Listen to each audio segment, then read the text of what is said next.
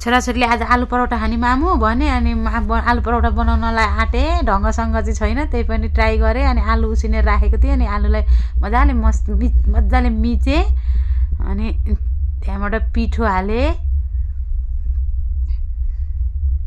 अनि नुन हालेँ, खोर्सानी, अनि जुवानो,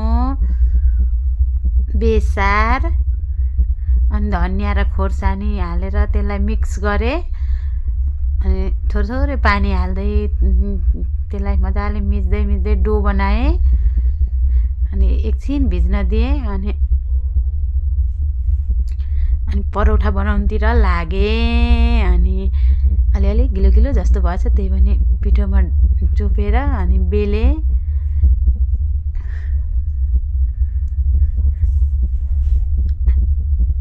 अनि मसँग चाहिँ घिउ नभएको कारणले तेल हालेर बनाउन आँटेँ।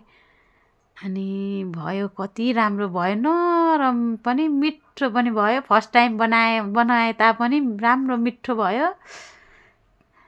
यस्तै गरी बनाउँदाखेरि चाहिँ धेरै राम्रो हुने रहेछ है त। हजुरहरू पनि ट्राई गर्नु है त। ल बाई बाई।